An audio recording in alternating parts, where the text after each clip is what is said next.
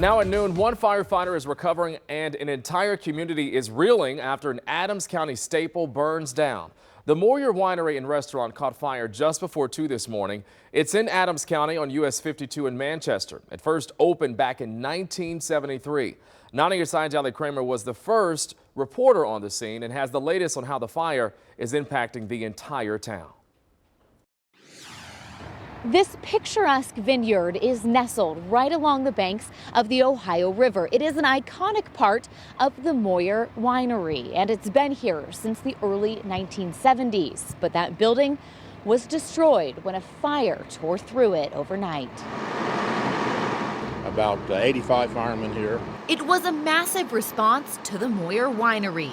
And 38 engines. Crews from as far as Higginsport and across the river in Maysville brought their tankers in to help.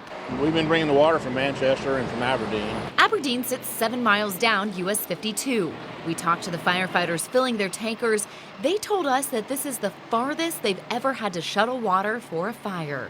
One of those volunteers from the Washington Fire Department in Maysville shared this photo of the flames shooting from the roof. It was still raging when she was filling up. It's a big loss for the community. It's been here since the 70s.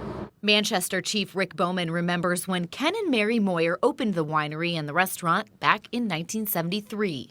Since I was about 12, I think. They lived in Manchester for a long time, just up the street from me. I mowed their yard and did their papers to them. So. Chief Bowman says he was among the first to try Mary's famous bean and bacon soup. That same recipe is still on the menu today. But some things have changed, like last year when Ken and Kimberly Smith bought the business. Every bit of renovation and production they did last year was done with founders Ken and Mary in mind. I'm sure they will also be very devastated. Ken Moyer's ashes are here in the vineyard. Ken's first thought wasn't the building itself or the wine inside. There are 30 employees who don't have a job now. But he hopes to have jobs again for them one day. We'll do everything we can to rebuild and reopen.